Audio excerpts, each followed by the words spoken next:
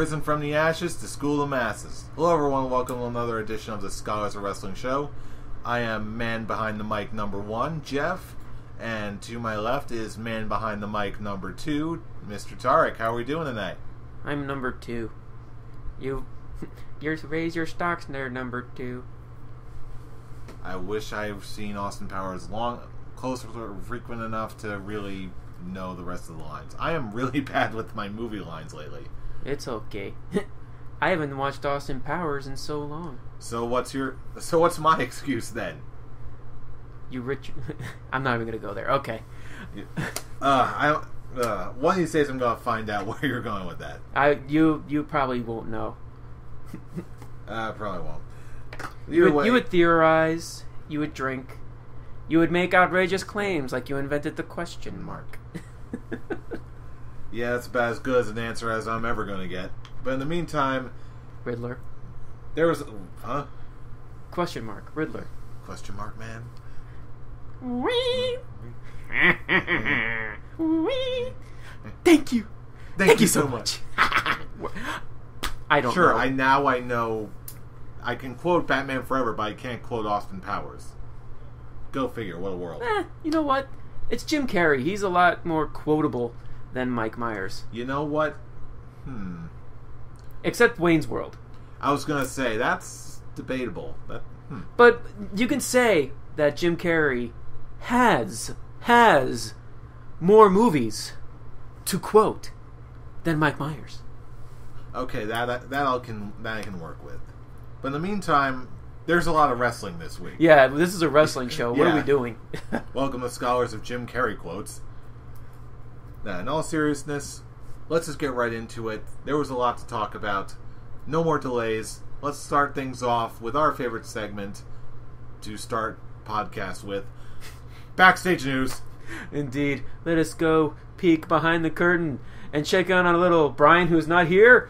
Backstage news. Yeah, first bit of backstage news. Brian's not here. Yeah, Brian couldn't join us tonight because of all the crazy weather hitting the East Coast right now. Damn shame. Stay safe, brother. Hey, he's got 2 weeks. Next week, I'm going to be missing for 2 weeks. As will I. Next week, for the record, there will not be any official Scholars of Wrestling episodes. There might be some blog entries from some of us, but for the most part, we're going to be scattered across the country. You're going to be on the other side of the country. I'm just going to be down more south. Enjoying the sun in Florida, land of flowers. And I'm going to be not to the Far East. Why did I say Far East? I'm going to be out west in Las Vegas, Nevada, enjoying the Evo Championship Series. And losing horribly to guys named Justin. And what always cracks me up about Vegas is it's the city that's in the middle of nowhere. But to make it all wrestling related, there is actually the Friday that we're going to be there. There's actually going to be a Ring of Honor TV taping there. Oh, really? There's going to Are be. You actually going to try and go to it? If circumstances permit, if schedules permit, but I think we're going to be spending, I believe one of our guys, Jeremy of the Improv Gaming Show, cheap plug, actually is playing Smash Brothers at like an hour before bell time. So even if we are able to pull that off, it'll be really tricky. Plus, I keep hearing rumors that they're going to be doing I'm talking about Global Force Wrestling is also going to be doing a TV taping there sometime during the weekend. Isn't that also where they normally record stuff anyway, in Vegas?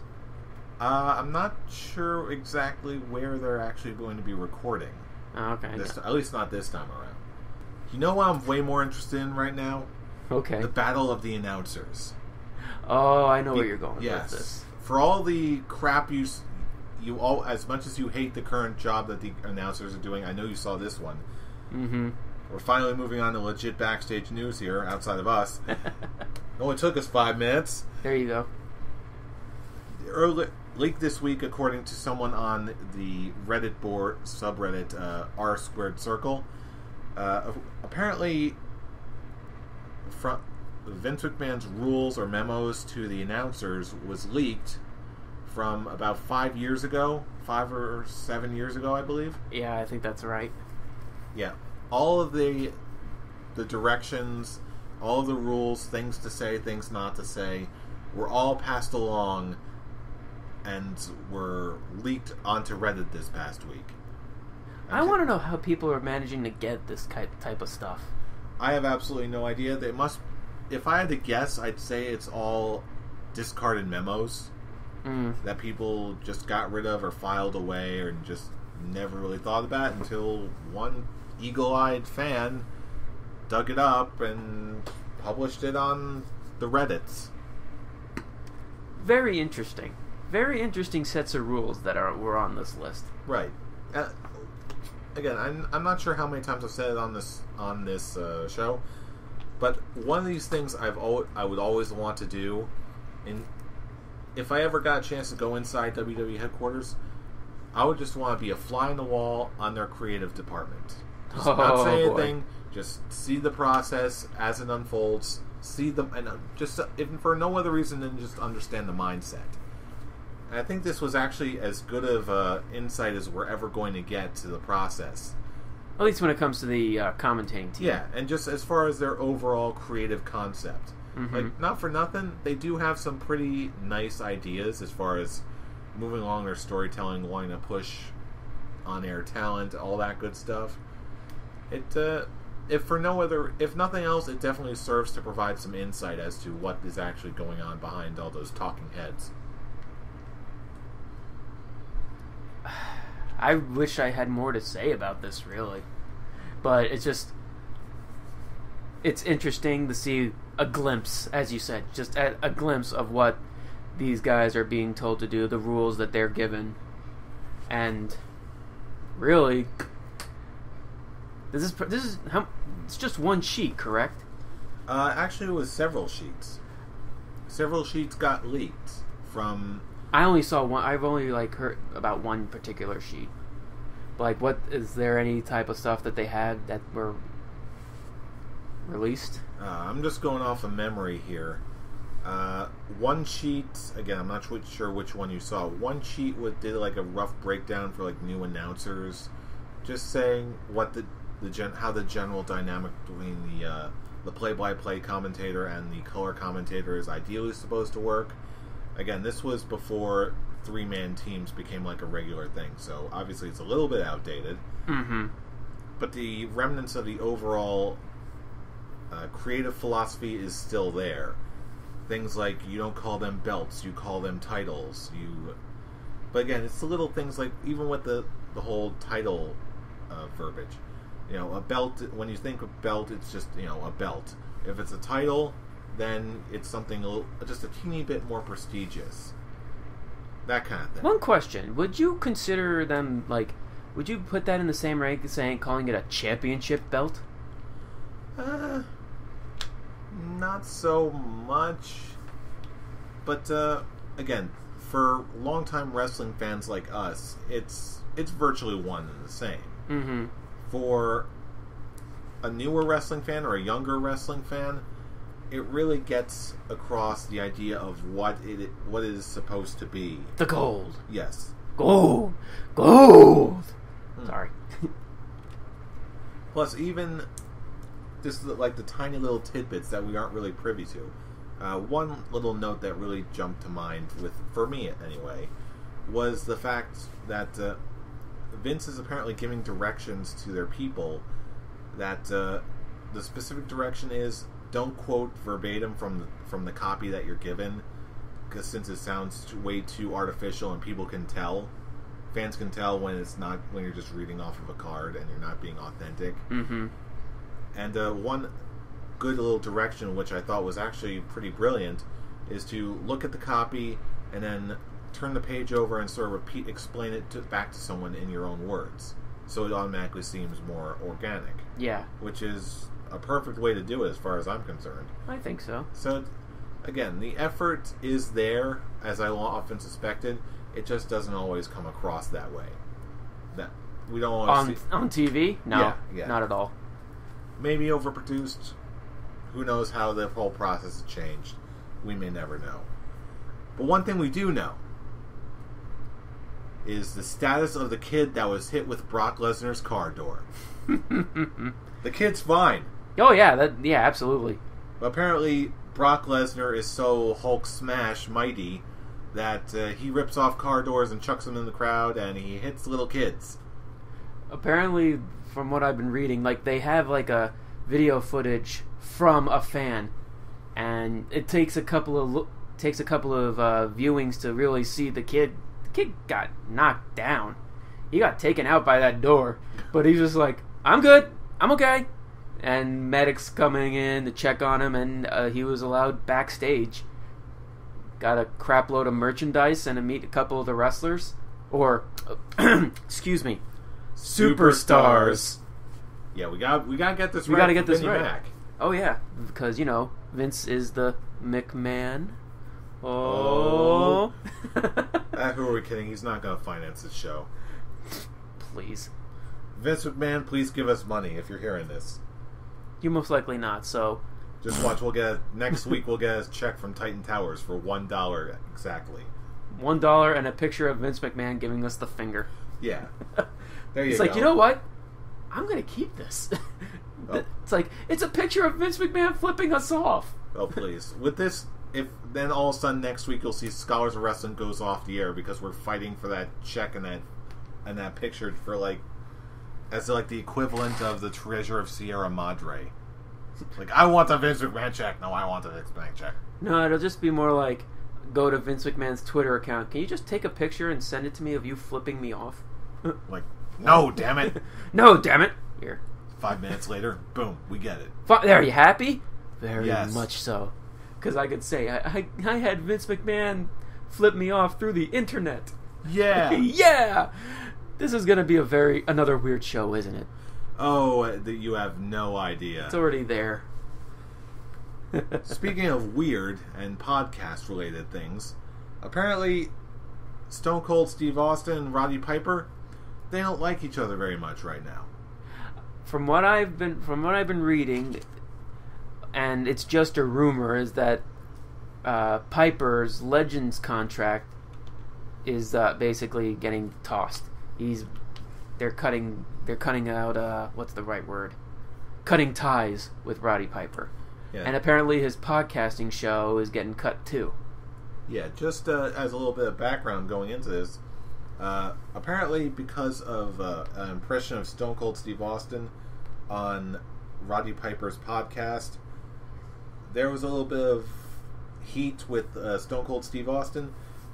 He apparently took exception to that for some reason and filed a complaint, said he wanted the episode taken down, which Piper did, and apparently there were rumors going around that Stone Cold had lobbied to get Roddy Piper fired.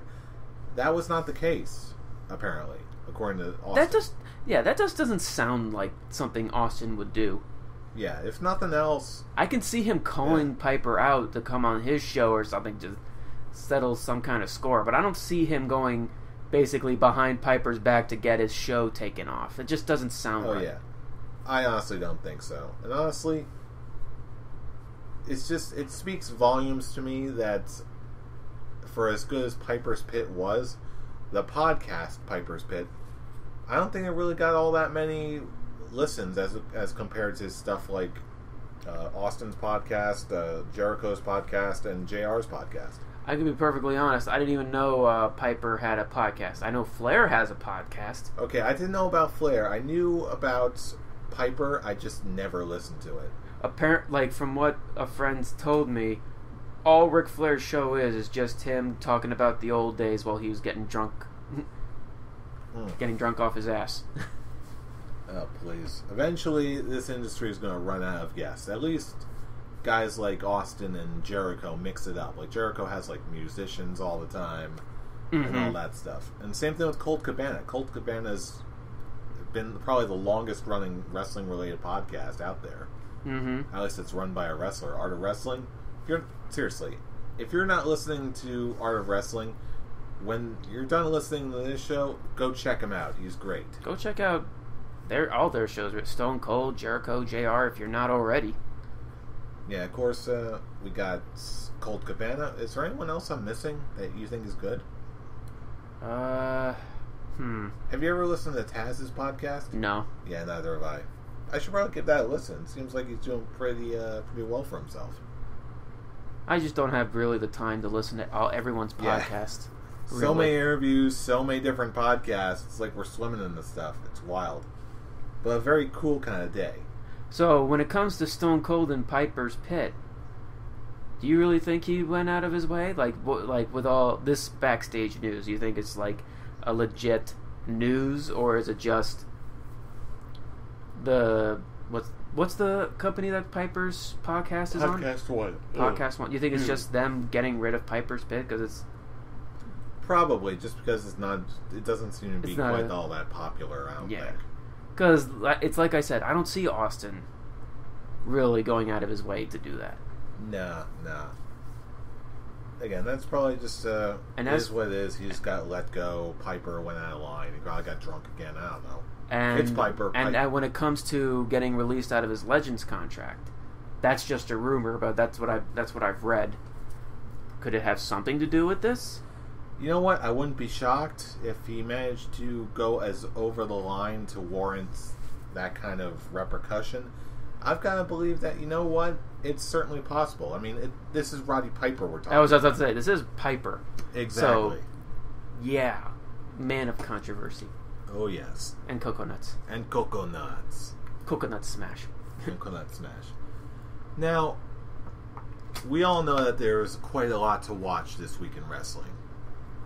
Mm-hmm. But did you know that there was some big news coming out of our friends in New Japan this past week? A big climax, if you will? No, this was even before the climax. What? How could it get before the climax? Because New Japan just had their show called Dominion this past week. Dominion climax? Yeah, no, not there's no climax yet. No, they're not reached that point yet. They haven't reached their climax yet. Oh, Brian may be gone, but I still can keep this going. Oh, please. The climax comes later. This is the prelude to the climax. Ooh. Oh, boy. All right. We just can't get through New Japan, can we? Not but you know what? New Without Japan... reaching their climax? Absolutely not. All right. We need to go. I need to talk about New Japan for 1 second. Go ahead. You're going to listen. I'm just going to sit right here and let you talk about New Japan.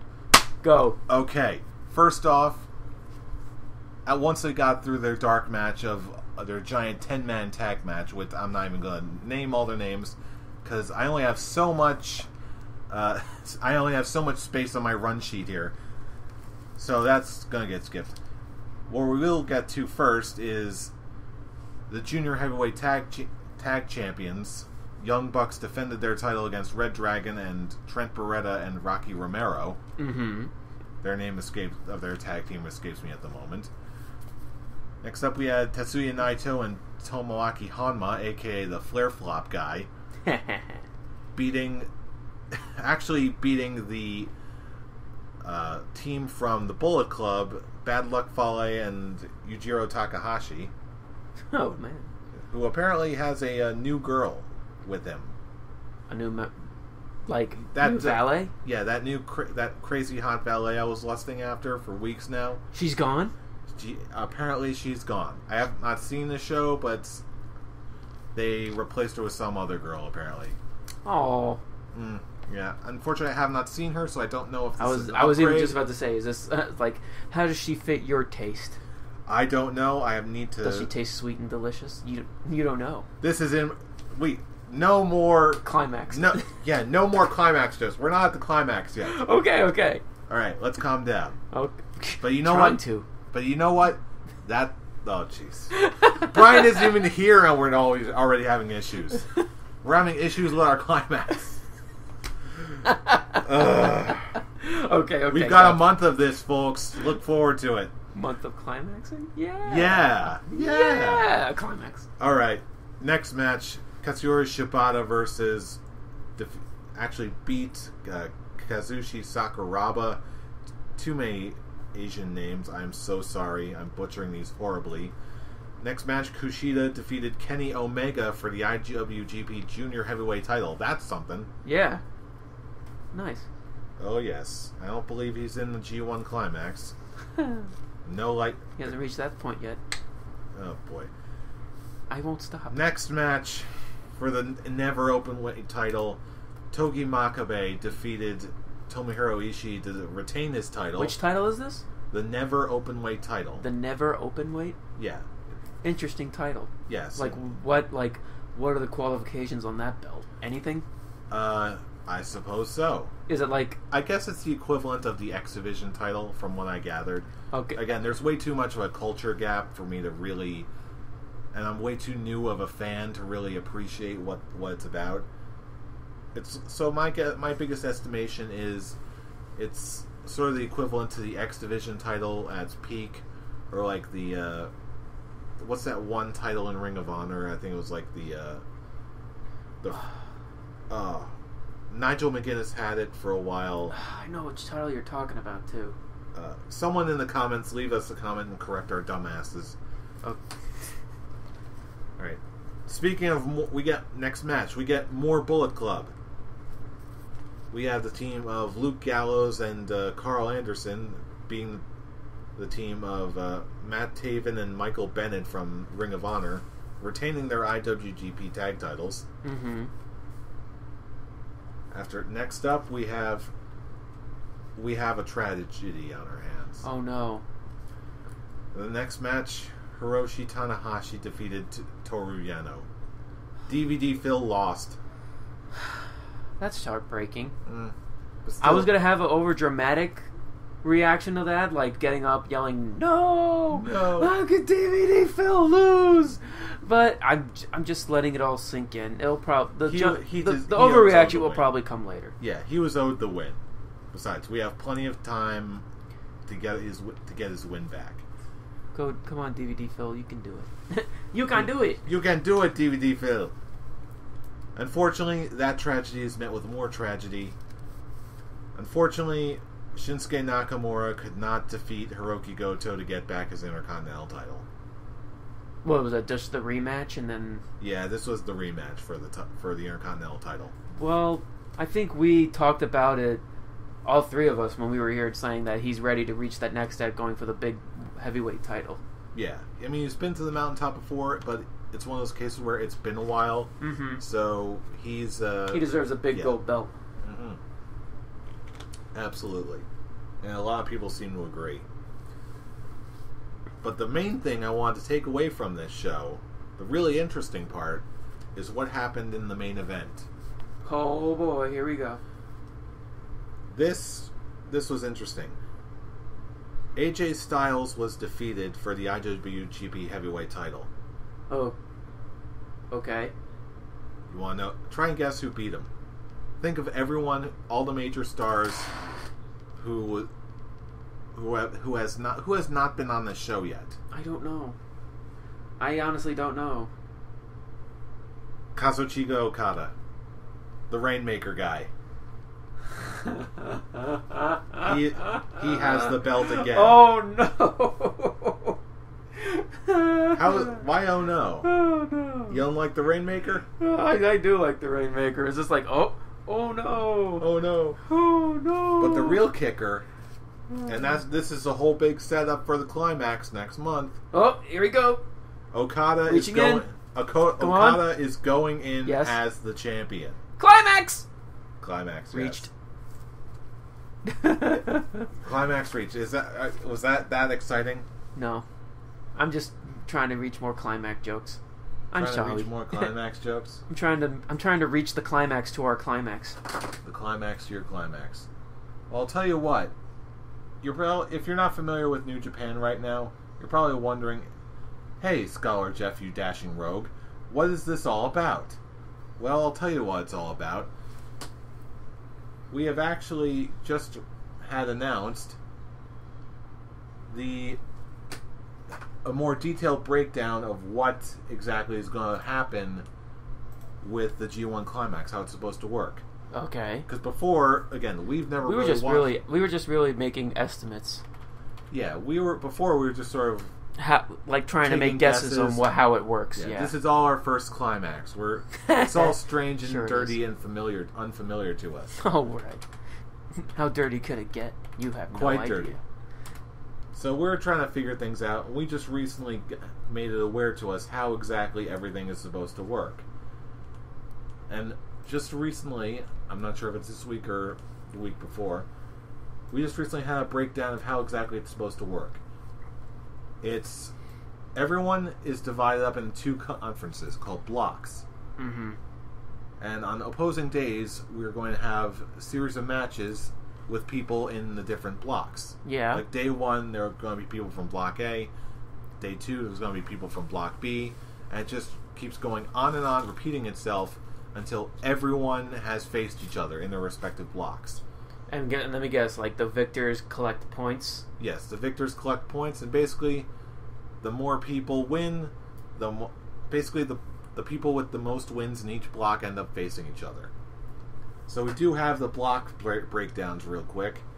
In Block A, we have AJ Styles, Bad Luck Fale, Doc Gallows, Tanahashi, Hiroshi Tenzan, Shibata, Kota Ibushi, Tetsuya Naito, Togi Makabe, and DVD Phil. Block B, we got Hiroki Goto, Carl Anderson, Kazuchika Okada, Michael Elgin, Kojima, my boy Nakamura, Tomoaki Honma, Tomohiro Ishii, Yuji Nagata, and Takahashi in Block B. So basically, everyone from Block B is going to face each other. Block B is going to face each other. Two guys with the most points will face each other off on the last day. Now, just looking at these lists that we've got right in front of us right now, who do you think is going to win in Block A? You got guys like AJ Styles, Fale and Gallows of the Bullet Club, Tanahashi. I don't know DVD why, Phil. but something's just telling. I'm not going to pick DVD Phil. Don't worry. I was going to say, part of me wanted you to pick DVD Phil. I'm not. I'm just going to make that clear. I'm not picking DVD Phil. I don't know why. Tanahashi's calling me. Tanahashi is like the John Cena of New Japan, so that's a pretty safe bet. I wish I can try and go and make the easy choice, but it's just hard to not really choose him. I know it's a definite toss-up between. Hey, it's like choosing John Cena here in the States. It's pretty much as safe bet as you can get. Really, between Styles and Tanahashi, yeah, that's a pretty safe bet. Now, Block B is actually a little bit more interesting than I expected. Of course, I'm going with Nakamura, but we also have, Okada in here too. So, really, I really don't know how to call this. I'm still going to pick Nakamura, but, this is an interesting bracket. I'm just going to go against you just because I can. I'm going to pick Okada. Now, we do know that whoever wins the G1 Climax wins $1. Will go. You get a payoff of $1. Congratulations, you fought your heart out. Here's $1. $1 American. What am I supposed to do with this? I don't know. Put it in your Rainmaker things and make it fall from the sky. Boo! This company sucks. I'm going to New Japan. Wait, you're already in New Japan. I know! I'm renegotiating my contract. But it still brings up a very interesting idea. Not only did it come down to Okada actually winning last year, but the finals was actually that exact match, Nakamura versus Okada. And Okada won. Aha! I have a chance? Oh. Now, I think personally, I don't know. I think we're going to get a rematch between both these guys. I can see that. It'll come down to the wire, and hopefully Nakamura wins and ends up winning the whole damn thing. Mm-hmm. That's my story, and I'm sticking to it. Next time we come around, hopefully we get some kind of results. Oh yeah, yeah. Because once we come back, it should be the first few days of the actual G1 Climax. Finally. So I should have a lot more to say, complete with all these point breakdowns and then we'll really get somewhere special. Then we'll really get into the climax, and then everyone's going to have a good old time, and yeah, everyone will have infinitely more climax jokes for you. Oh, God, special? I reached my climax. Now I'm going to go stuff my face with Pepperidge Farm. Pepperidge Farm remembers. Pepperidge Farm remembers. Remember when Okada lost to Tanahashi in the finals of the G1 Climax? Pepperidge Farm remembers. Why is it that with... You know what? One of these days we're going to have to test this theory. I think the fewer members of the show we have, the weirder it gets. Maybe. Yeah, Brian, we want you to test this theory. Do a one-man Scholars of Wrestling show next week. He won't do it. I dare you. You won't do it. He won't do it. You won't do it. I mean, one episode with me when Brian and I were recording, we did it in a car. So you did, didn't you? We did. We recorded an episode in a car. So you know what? It's a pretty good theory. I want to test this. One of these days, one of us needs to do a one-man show with the Scholars of Wrestling, just to see what happens. It'll only be 10 minutes. Oh, because there's no one either arguing with you, agreeing with you, acknowledging what you're saying. It's just gonna be like, it's pretty much just a video log of our stuff. You know what? I just got an idea. Douche's Take, the video. I just got an idea. What if we did a competition? Who comes up with the strangest one-man Scholars of Wrestling episode? Maybe in the near future. Look out for that. Maybe by the time you're listening to this, it may have already happened. Maybe not. It'll be all one episode. We talk about one specific, like, we all give our thoughts on it. Who had the better argument? We leave the fans to decide. You know what? The more we're thinking about this, the more I like this idea. We're gonna have to talk about that. You mean we're gonna compete again? You want us to compete against each other on theories or yes, views on our? Yes. Okay. Yes. Sure. But first, we need to get the hell out of Japan. Yeah, we've already reached the climax, so we're gone. But we can't reach the climax without talking about the biggest match to come out of this week since Okada versus Styles. Oh, I'm talking about the Beast of the East main event. The real main event. Where spoilers, Finn Balor defeated Kevin Owens to become the new NXT champion. We all saw it coming, and it was glorious. And even just with the way the match opened, just with all the streamers in Japan and all, oh man, I love those Japanese streamers. Such a nice touch. It was beautiful. I'm actually surprised this didn't main event.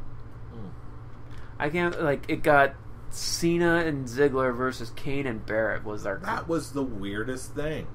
It really was. It just didn't make sense.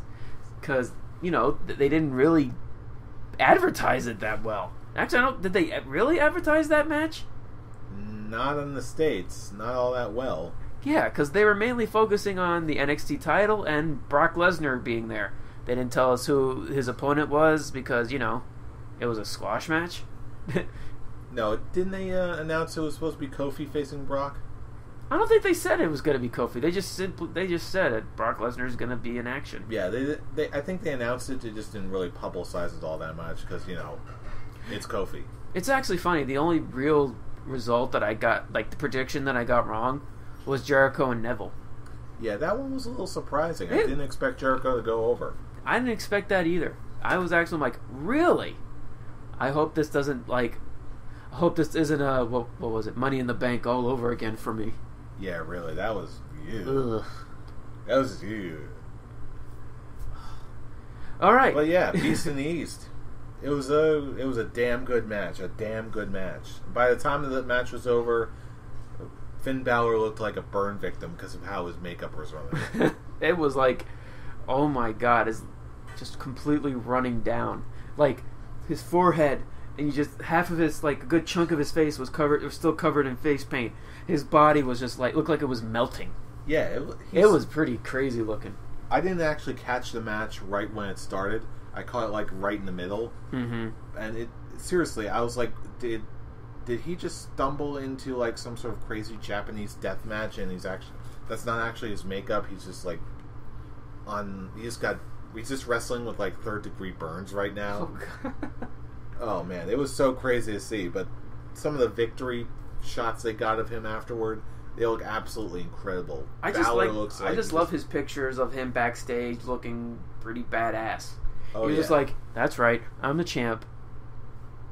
Feel the wrath of Balor. Feel the Balor's wrath and get burned by the flames. Oh man, so good. So good. So all in all, I will give Beast in the East. I guess I'll just give it a classic goatee. It was a fun event. It was a fun event, but nothing other than Finn Balor winning the title. Nothing really spectacular. Yeah, agreed. That one match was worth the price of the admission, but it really had to carry the entire pay-per-view or show or whatever you want to call it. So yeah, I second your 3 out of 5 stars classic goatee. Boom. Watch it for no other reason than Balor versus Owens. And you know what? Not for nothing, I thought this week's Raw was in that similar vein. If nothing else, the show was worth watching for one match only. For one match, and then for 2 reasons. One of them is a match. One we talked about earlier with Brock Lesnar chucking a door, just completely destroying just completely destroying a car, taking the door and then chucking it into the audience. But really, seeing Brock Lesnar take 2 axes and just go all out crazy on that car. Now that was like legit scary. I actually forgot how legit strong Brock Lesnar is. I mean, that first shot with the axe, it got stuck.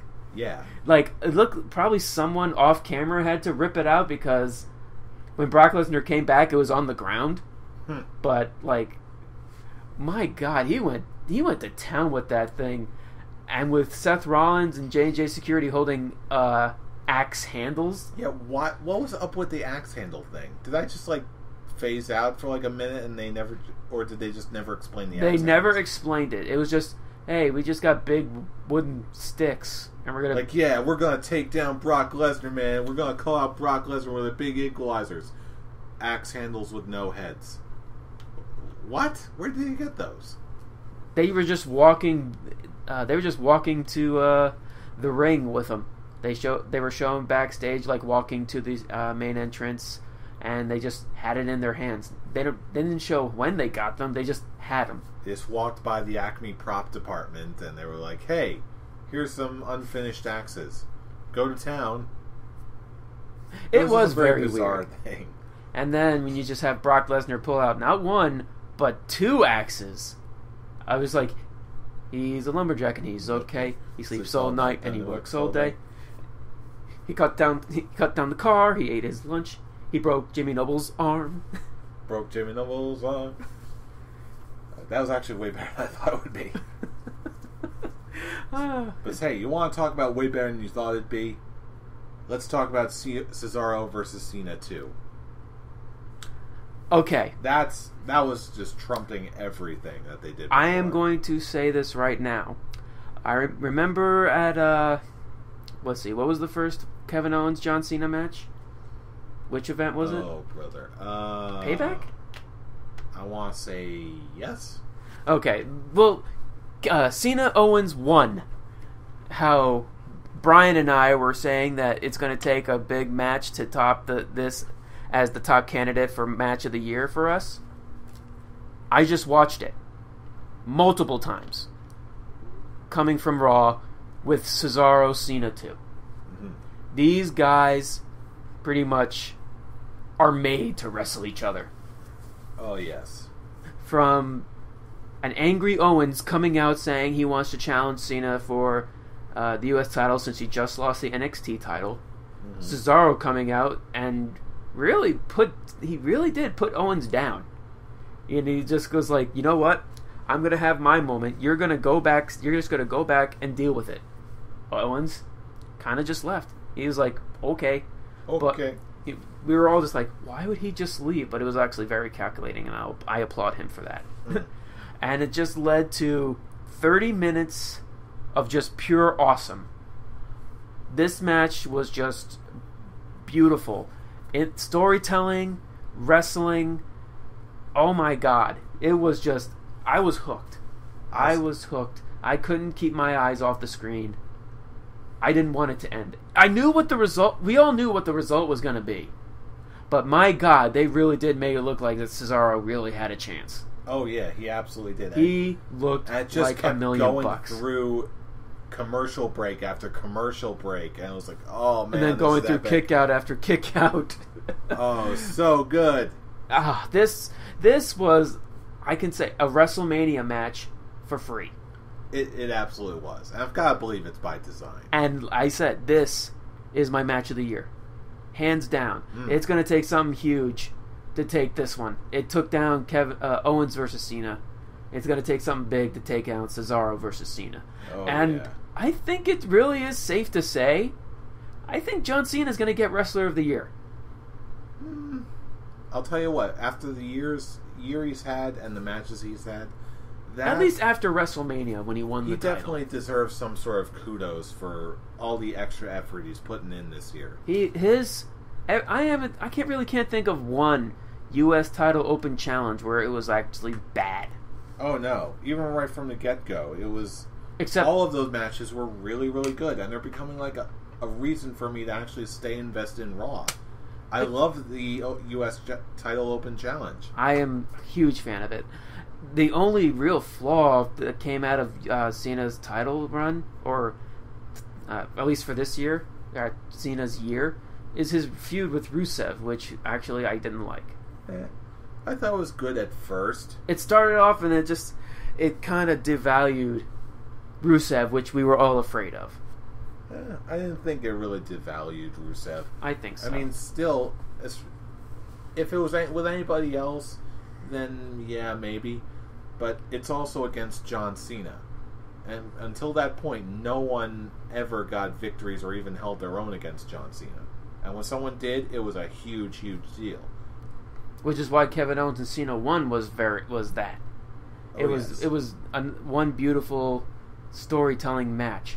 And now with Cesaro and Cena taking this one, I didn't want that match to end. I bet you these guys, it could have been an Iron Man match, and it would have been no minute wasted.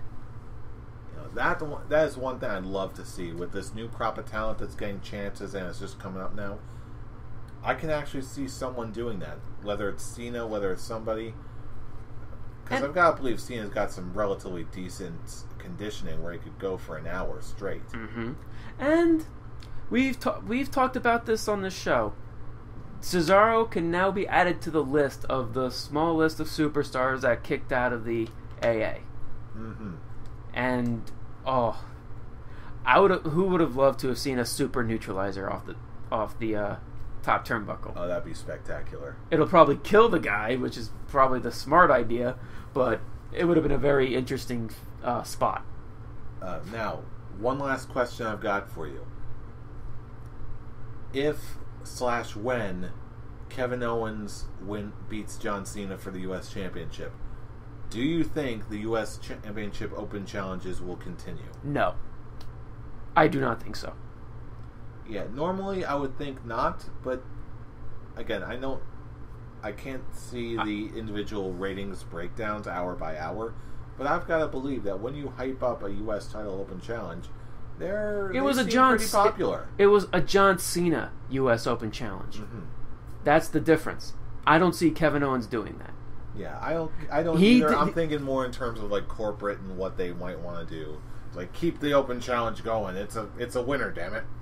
It might be a winner, but it'll be too much of a good thing.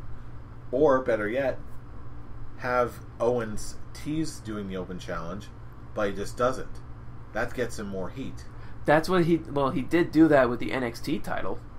Well, there you go. He continues doing that. I could in a couple weeks I could see him doing it for a couple of weeks just to rub it in on Cena, but I don't see it continuing on like what Cena's doing now. Right. Yeah, that definitely makes sense. Well, I think we've got a prediction right there. But hey, I actually thought you were going to say is Cesaro going to go for the U.S. title? He probably will, but I talked about this before. I do prefer seeing a Ryback Cesaro match. That would be another good one. Yeah, really. After that performance, Cesaro can pretty much go after whatever title he wants. And if Vince McMahon has the balls to say that Cesaro still does not connect with the crowd, watch this match again. You will be 150% wrong. Cesaro connects. Cesaro is entertaining. You just have to give him a try. I've said it plenty of times on this show. Give Cesaro a chance. He will not fail you. And guess what? Cesaro got a chance. And guess what? He didn't fail. He did not fail. And I really wish they showed this on Raw. He got a big endorsement from Cena. Cena said that you are one of the best wrestlers, the best wrestler in the company. If that doesn't lead to anything, I will be so upset. Hell, the fact that he was on Main Event is insulting. Granted, the results in Main Event, better results than what's going on SmackDown. Oh yeah, honestly, I'm always impressed by every time I tune into Main Event. There's always at least something to watch. It's just Cesaro. It's like Main Event is the lower card talent. I really hate saying that because one thing, it's true. I mean, it just sucks seeing that Sandow and Axel are on that. I wish that they were on the main show. I wish it too, but hey, at least they're still around. Matter of fact, this whole discussion is making me really want to rewatch Main Event again. This makes me want to rewatch Cena versus Cesaro. Yeah, so do I. Cena versus Cesaro 2. Now, Cena Cesaro 1 was awesome, but this Cena Cesaro 2 took the cake. Topped it easily. Oh my god. I can watch that match a dozen more times, and I will not get bored. Yeah, now I really want to go back and watch it now. Seriously, I want Cesaro to be pushed to the moon from this. Oh, he's definitely gonna get some sort of decent push after and this. Not just a jobber to the stars. I don't want that. I want them to actually give him a chance. Because he deserves it. Come on, he's the first ever Andre the Giant Memorial Battle Royal winner, and that didn't go anywhere for him. I feel like this match would basically start what should have happened when he won the Battle Royal. Oh yeah, he's definitely got the means and the open door to go back to where he should be. But will it happen? I really hope so. Yeah, but you know what? Right now, we want to hear from you, the listeners. Do you think this is a fresh start for Cesaro? We want to know what you think. So, of course, you can contact us through all the normal means. Drop us a line, leave us a comment on this video. Contact us on Twitter, on any of our Twitter handles. Descriptions and names should be there. You can also go to our Facebook page, The Scholars of Wrestling Show. Leave us a comment on our wall.